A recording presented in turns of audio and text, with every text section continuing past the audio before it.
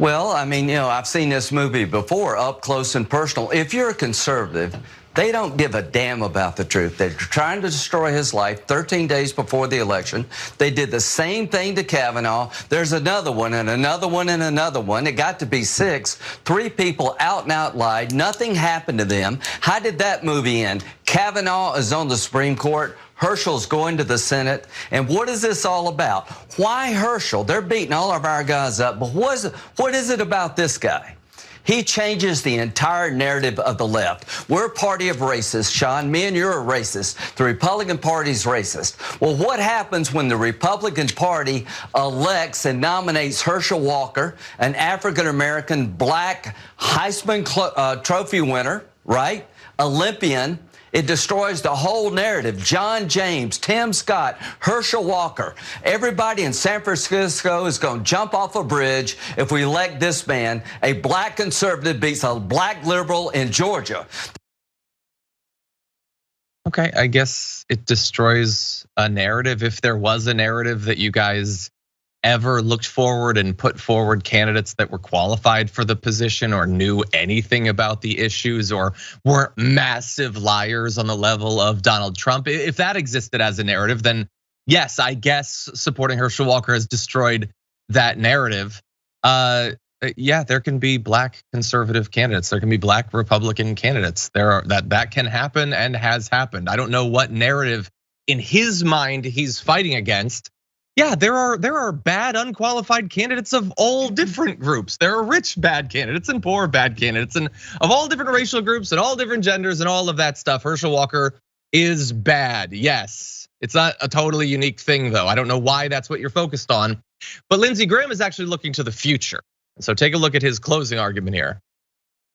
They're scared to death of Herschel Walker because if Herschel Walker becomes a Republican, maybe every other young child in America of color might want to be a Republican. That's what they're trying to do. Don't let them get away with it.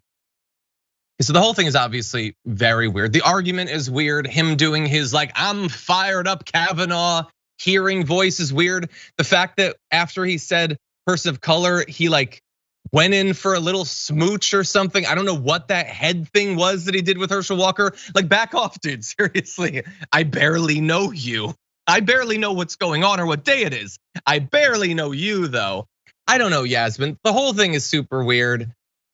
Yeah, and you can be a member of any party you want, regardless of whoever you are. I think that's a weird takeaway considering all that's come out during this candidacy. I don't, the whole time that Lindsey Graham was talking though, I was just watching Herschel Walker just sitting there very awkwardly. He's not was he allowed to speak? I don't know. I don't know if he was allowed to speak by his GOP overlords. But the GOP putting up somebody like Herschel Walker doesn't disprove the fact that the GOP is mostly comprised of white people. And it doesn't disprove the narrative that the GOP is primarily concerned with the rights and the livelihoods of white people.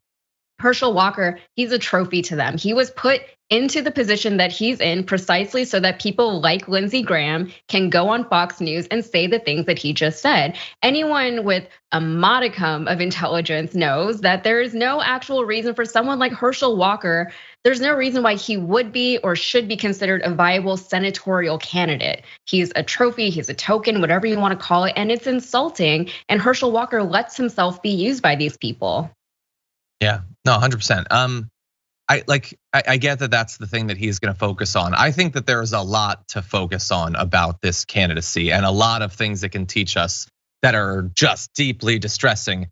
Herschel Walker's race is literally the least important part of this.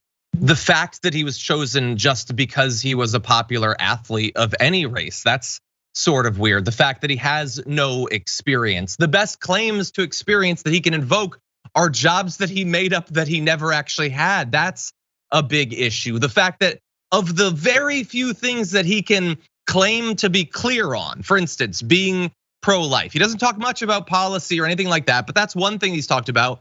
It clearly isn't reflective of how he's lived his actual life. The fact that he can't get through a debate, he can't get through a speech, he doesn't understand what's going on. Those are all things that I think we should talk about and think about and worry about going forward. What this represents for what candidates might come after Herschel Walker. His race has nothing to do with any of that. I think for most people, Just for Lindsey Graham, that's the part that he's clearly the most interested in.